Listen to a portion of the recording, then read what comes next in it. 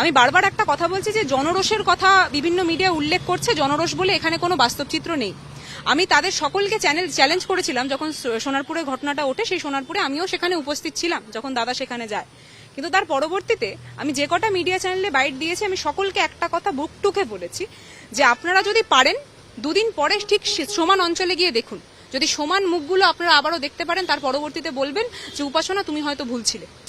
B গার্ডেনের তথ্য যেখানে একটা বড় সংখ্যক ভিড় জমায়েত করেছিল, করিয়ে রাখা হয়েছিল, সেই তথ্যটা আমি স্বয়ং তুলেছিলাম, সেটা আমি ভিডিও করে ছাড়ি। কিন্তু খুব আশ্চর্যজনকভাবে পুলিশ প্রশাসন কোনো স্টেপ নেয় না। খুব আশ্চর্য হয়েছিলাম যে যখন সেখানে অভিষেক বন্দ্যোপাধ্যায় উপস্থিত হচ্ছে, তার সত্ত্বেও সেখানে প্রপার পুলিশ প্রোটেকশন ছিলই না। অনেক প্রশ্ন উঠে আসে জানেন তো দাদা। তো আপনি যেই ভয়ের কথা বলছেন, আমরা কোনোদিন কোনো খারাপ কাজ করিনি। তারা গত 15 বছর ধরে যেই স্পেসিফিক ব্যক্তিরা রাজনীতি মানে জনগণের সেবা না স্বয়ং সেবা হিসাবে দেখে এসেছিলেন, তারা আজকে বিদায় নিচ্ছেন। আজ তাক বাংলা, আর এই মুহূর্তে আজ তাক বাংলার মুখোমুখি হয়েছেন তৃণমূল কংগ্রেসের নবনিযুক্ত আইটি সেল এবং সোশ্যাল মিডিয়ার ইনচার্জ উপাসনা চৌধুরী। সরাসরি আমাদের আজ তাক বাংলা একান্ত সাক্ষাৎকার দেবে। প্রথমে আপনাকে অভিনন্দন জানাবো। অনেক অনেক ধন্যবাদ। এই মুহূর্তে পার্টির যা অবস্থা, আমরা দিল্লিতেও আজকের যে আপডেট, আপনি নিশ্চয়ই জানেন যে তৃণমূল কংগ্রেসের যারা এমপিরা, তারা মানে 20 থেকে 22 জন সংখ্যাটা বলছে, তারা এই মুহূর্তে আজকে ভূপেন্দ্র যাদবের বাড়িতে যখন আমরা ইন্টারভিউ করছি তখন বৈঠক করবে। শুধু বৈঠক নয়, আমরা দেখতে পাচ্ছি একটা বিক্ষুব্ধ ব্লক তৈরি করবে। এবং এমনকি আজকের আপডেট, সুদীপ বন্দ্যোপাধ্যায় যেটা মমতা বন্দ্যোপাধ্যায়ের একেবারে ঘনিষ্ঠ, তিনিও যোগ দিলেন। কি বলবেন? দেখুন, আমার কথাটা হচ্ছে পার্টির যা অবস্থা দিয়ে আপনি শুরু করলেন, আমি আগে একটু স্পষ্ট করে দিই যে 41% ভোট, অবস্থা কিন্তু খারাপ নয়। তার পাশাপাশি মমতা বন্দ্যোপাধ্যায়, আমরা বরাবরই একটা কথা বলে থেকেছি যে তৃণমূল মানে মমতা বন্দ্যোপাধ্যায়, মমতা বন্দ্যোপাধ্যায় মানে তৃণমূল। তো সেখানে দাঁড়িয়ে যখন আমাদের সকলের মাথার উপর নেত্রীর হাত রয়েছে, আমাদের মতো যে কর্মীরা রয়েছে এতদিন ধরে যারা এই পতাকাটাকে এগিয়ে নিয়ে এসেছিলেন, তারাও আগামী দিনে এগিয়ে নিয়ে যাবেন। আর যেই কথাটা আপনি বললেন 20 জন 23 জন, বিশ্বাস করুন আমরাও শুনছি, কিন্তু জলটা কিন্তু বড্ড ঘোলা। তো সেখানে দাঁড়িয়ে সেই ঘোলা জলে কটা মাছ উপস্থিত আছে, সেই জিনিসটা আমরা কিন্তু সাধারণ চোখ দিয়ে দেখতে পাচ্ছি না। তাই আমি আপনাদের সকলকে অনুরোধ করব যে যতক্ষণ সাধারণ চোখ দিয়ে দেখা যাচ্ছে না যে কটা মাছ রয়েছে, ততক্ষণ এই 20, 22, 23, 25 বা এই যে সংখ্যাগুলো আমরা উল্লেখ করছি সেইগুলো না করাটাই শ্রেয়। কারণ যেই নামের লিস্টগুলো আমরা দেখছিলাম, সেই নামের সিগনেচারগুলো, সেগুলো দেখে কিন্তু আমরা কোনো ক্ষেত্রেই স্যাটিসফাইড নই। অর্থাৎ যে 1 থেকে 19 পর্যন্ত একটা সিরিয়াল ওয়াইজ করে নাম লেখা হয়েছে, তার পাশাপাশি দেখছিলাম যে ওখানে 13 নম্বর উধাও। তা আনলাকি 13 বলে কি কেউ সেখানে সাইন করেনি? অনেক প্রশ্ন উঠে আসে। তার পাশাপাশি আরো কিছু সাংসদদের নাম আমরা দেখছিলাম যে আলাদা আলাদা ভাবে সেইগুলো পেশ করা হয়েছে, আলাদা আলাদা সিগনেচার কোথায়। তা সেইগুলো কোন রেফারেন্সে সিগনেচার করা হয়েছিল, তার পরবর্তীতে হঠাৎ করে সেই একটা সিগনেচার তুলে ধরা হয়েছে কিনা, এরকম অনেক প্রশ্ন রয়েছে। তাই আজকের দিনে দাঁড়িয়ে তৃণমূল কংগ্রেস কর্মীরা যে তৃণমূল কংগ্রেসটা করছে, এবং প্রত্যেকটা নেতা মন্ত্রী, আমি আবারও যে নেতা মন্ত্রীর কথা আপনি উল্লেখ করলেন, সেখান থেকে স্পষ্ট করে দেওয়া দরকার, তৃণমূলের লোগোটা না থাকলে তো তারা আজকে সেই জায়গায় বিরাজমান হতেন না। মমতা বন্দ্যোপাধ্যায় প্রথম দিনই বলে দিয়েছিলেন যে 294টা সিটের মধ্যে একজনই প্রার্থী, সেই ব্যক্তিটার নাম মমতা বন্দ্যোপাধ্যায়। আমরা মমতা বন্দ্যোপাধ্যায়কে দেখে ভোট দিয়েছি। তো সেখানে কে থাকলো না থাকলো, সেটা 23 হোক বা 3, সেই জিনিসটা নিয়ে আমরা বদার্ড নই। আমাদের সাথে নেত্রী আছেন, আমরা লড়াইটা এইভাবেই লড়ে যাব। আপনার আগে উত্তরসূরি ছিলেন দেবাংশু ভট্টাচার্য, কিন্তু আমরা যেটা দেখতে পেলাম 4 তারিখের পর সেইভাবে দেবাংশু ভট্টাচার্যকে দেখা গেল না। সেক্ষেত্রে আমরা মানে এরপর যে আপনি দায়িত্ব নিলেন, কিন্তু এই মুহূর্তে পার্টির যা সিচুয়েশন বিধানসভা এবং লোকসভা, অবশ্যই আপনি বলবেন যে যেভাবে মানে এই মুহূর্তে যে সংগঠনের যা অবস্থা, গোটা রাজ্যের সংগঠনকে তৃণমূল কংগ্রেসের নেত্রী বলা যেতে পারে মমতা বন্দ্যোপাধ্যায়, তিনি ভেঙে দিয়েছেন। আপনার কাছে চ্যালেঞ্জটা কতটা, মানে বলা যেতে পারে আমরা এটা বলতেই পারে শূন্য থেকে ফের শুরু, মানে সেই রকম একটা পরিস্থিতি তৈরি হয়েছে। তো আপনার কাছে এটা কতটা চ্যালেঞ্জিং? দেখুন, আমরা চ্যালেঞ্জ বরাবরই নিতে ভালোবেসেছি। তো সেখানে দাঁড়িয়ে তৃণমূল কংগ্রেস করি তো ওই লড়াই লড়াই লড়াই চাই, লড়াই করে বাঁচতে চাই, এই স্লোগানটা আপনি আমি সকলেই জানি। তো সেখানে দাঁড়িয়ে আজকে যখন এই লড়াইটা করছি, একটা জিনিস জানি, যখন সামনে তাকাচ্ছি সামনে নেত্রী দাঁড়িয়ে আছেন এবং যখন ডান দিকে বাদিকে তাকাচ্ছি এত সংখ্যক সহকর্মী, এত সংখ্যক সোশ্যাল মিডিয়ার যোদ্ধারা আমাদের পাশে রয়েছে, বিশ্বাস করুন কোনো ভয় লাগছে না। কারণ আমরা যেই লড়াইটা করছি সেই লড়াইটা কিন্তু তৃণমূল কংগ্রেস মমতা বন্দ্যোপাধ্যায়কে দেখে তার পরবর্তীতে লড়াই। আমরা তৃণমূল কংগ্রেসের লয়ালিস্ট, মমতা বন্দ্যোপাধ্যায়ের লয়ালিস্ট। কিন্তু উপাসনা, সবাই তো এই মুহূর্তে বলা যেতে পারে আমরা যেটা দেখছি যে তারা কেউ পদ নিতে চাইছে না, এমনকি সবাইকে দেখতে পাচ্ছি ক্ষমতার সঙ্গে থাকা।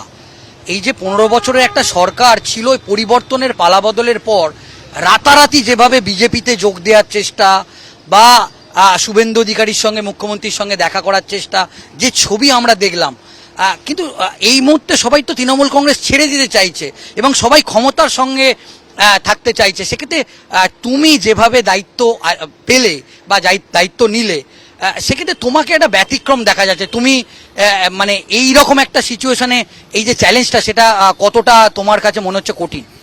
দেখুন, আমার কথাটা হচ্ছে, আমার কাছে রাজনীতি মানে জনগণের সেবাই। তাই যারা গত 15 বছর ধরে যেই স্পেসিফিক ব্যক্তিরা রাজনীতি মানে জনগণের সেবা না স্বয়ং সেবা হিসাবে দেখে এসেছিলেন, তারা আজকে বিদায় নিচ্ছেন, তারা আবার ক্ষমতার দিকে যাচ্ছেন। তারা ওই শাসকে থাকার ওই লোভটা হয়তো এখনো নিজেদের কাছ থেকে ছেড়ে উঠতে পারেননি, সেই পোশাকটা আবারও তারা পরতে চাইছেন। তাই জন্যই এত মারপিট, তাই জন্যই এত লড়াই।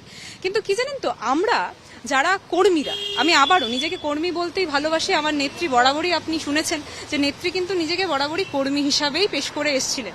এখন বুঝতে পারি সেই কথাটার বাস্তব মর্ম। তো সেখানে দাঁড়িয়ে আমরা যারা কর্মীরা রয়েছি, আমরা কর্মীরা কিন্তু আমাদের কাছে এই আলাদা করে কোনো কঠিন লড়াই নয়। হ্যাঁ, সরকারে ছিলাম, আজকে হয়তো বিরোধীতে আছি, কিন্তু আমাদের চোখের সামনে তো নেত্রী আছেন, মাথার উপরে তো নেত্রীর হাত আছে। আমাদের তো সেই দিনও যেই লড়াই আমরা করেছি আমাদের দলের জন্য, মানুষের মুখে হাসি ফোটানোর জন্য, আজকের দিনে দাঁড়িয়েও সেই লড়াই করব। যদি আজকের দিনে যারা শাসকের পদে বসে আছে তারা যদি কারোর কণ্ঠস্বর দাবিয়ে দেওয়ার চেষ্টা করে, এই যে ইভিএম পুড়ে যাচ্ছে, সেই নিয়ে কোনো বড় মিডিয়া চ্যানেল কভার করছে না, এরকম বহু দৃশ্য দেখতে পাচ্ছি যে একটার পর একটা বাংলার বুকে দাঁড়িয়ে রেপের ঘটনা ঘটলো, কটা মিডিয়া চ্যানেল কভার করেছে, কজনকে করতে দেওয়া হয়েছে, এটাও একটা বড় প্রশ্ন। তো সেখানে দাঁড়িয়ে এই যে বাস্তব ঘটনাগুলো যেগুলো তুলে আনা প্রয়োজন, যেইগুলো প্রত্যেকটা মানুষের কণ্ঠস্বরে উঠে আসছে, সেইগুলো আরেকটু তীব্রতর করা আমাদের কাজ। সেই কাজটা আমরা দায়িত্ব সহকারেই করবো। আর একটা বিষয় যেটা দেখলাম, কেউ তৃণমূল কংগ্রেসকে ভালোবেসে বা দলনেত্রীকে ভালোবেসে বা তৃণমূলের প্রতীককে ভালোবেসে তারা, আমরা 4 তারিখের পর যেটা ছবিটা দেখতে পাচ্ছি, এই মুহূর্তে দেখা যাচ্ছে দলের সঙ্গে কেউ নেই, কিন্তু আগের ছবিটা সম্পূর্ণ অন্য। তাহলে আপনাদের যে কর্মীরা ছিল তারা কি ডেডিকেটেড নয়? এই যেরকম বিজেপি বা সিপিএম এর ক্ষেত্রে আমরা দেখছি একটা রেজিমেন্টেড পার্টি, কিন্তু তৃণমূল কংগ্রেসের ক্ষেত্রে যেটা দেখলাম যে একেবারে তাসের ঘরের মতো তৃণমূল কংগ্রেস ভেঙে গেল এবং কেউ তো দেখছি দলকে ভালোবাসে না। আপনি আমার সঙ্গে একমত হবে কিনা জানি না, সেটা হচ্ছে একাধিক কাউন্সিলর যারা গ্রেপ্তার হয়েছে এই সম্প্রতি 2 সপ্তাহে, একটা কাউন্সিলর 150 কোটি 200 কোটি টাকার মালিক। তারা তো মমতা ব্যানার্জির ছবিকে সামনে রেখেই 150 কোটি 200 কোটি টাকার মালিক হয়েছে, কিন্তু এখন তারা রাতারাতি ক্ষমতা বদল কেন? তাহলে কি এটা বলতে পারি তৃণমূল কংগ্রেস 15 বছরে মানে ডেডিকেটেড কর্মী তারা তৈরি করতে পারেনি? তারা একটা স্বার্থের জন্য তৃণমূল কংগ্রেসে এসছে, যখন তারা ক্ষমতা থেকে চলে গেছে এখন তারা মমতা ব্যানার্জি, অভিষেক ব্যানার্জি কাউকেই তারা পাত্তা দিচ্ছে না। দেখুন, আমার কথাটা হচ্ছে, যে কথাটা আপনি বললেন যে কোনো কাউন্সিলরের 100-150 কোটির সম্পত্তি, এই জিনিসটা আমার জানা নেই, কারণ এরকম কোনো খবর আমি দেখিনি। দেবরাজ ইতিমধ্যেই, দেবরাজ যিনি কাউন্সিলর দেবরাজ দত্ত, ইতিমধ্যেই তরুণজ্যোতি তিওয়ারি তিনি কিন্তু তার পুরো সম্পত্তির ডিটেলস প্রকাশ্যে নিয়ে এসছে, সেখানে প্রায় 120 কোটি টাকার মালিক দেখা যাচ্ছে। দেখুন, আমার কথাটা হচ্ছে, অনেক তো অভিযোগ উঠে আসে, কিন্তু কটা অভিযোগ বাস্তব সেই জিনিসটা দেখার জন্য আমাদের সকলকে অপেক্ষা করতে লাগে। আমরা কোনো ভার্ডিক্ট দিয়ে দিতে পারি না, কারণ এই কথা শুনেছিলাম যে কিভাবে ওই অমিত শাহর, ক্ষমা করবেন, মোদিবাবুর ভাইপো, ওনার সম্পত্তি 16,000 গুণ মানে বেড়েছিল, কিন্তু সেটা তার পরবর্তীতে আমাদেরকে দেখতে হবে কতটা বাস্তব, কতটা বাস্তব নয়। আমরা বলছি, সেই কথাটা শুনছি, ওনারা যেই কথাটা অভিযোগ করছে সেইগুলো আমরা শুনছি, কিন্তু সেই অভিযোগের কতটা বাস্তব দুনিয়ায় কতটা মানে রয়েছে, কতটা ফ্যাক্টস রয়েছে, সেইগুলো চেক করার ব্যাপার রয়েছে। আর সেইগুলো চেক করার দায়িত্ব আপনার আমার কারোরই নয়। সেইগুলো আজকের দিনে দাঁড়িয়ে তরুণজ্যোতি তিওয়ারির কথা আপনি উল্লেখ করলেন, উনি দরকার পড়লে সেই ব্যাপারে লিগ্যাল মেজার্স নেবেন, তার পরবর্তীতে কেস হবে, তার পরবর্তীতে সিদ্ধান্ত হবে যে কার বাস্তবে রয়েছে, কার উপর ফেক অ্যালিগেশন দিয়ে তাদেরকে ডিফেম করার চেষ্টা হচ্ছে। আমরা সেটার জন্য অপেক্ষা করি না। We don't want to be so quick to জাজ এনিবডি।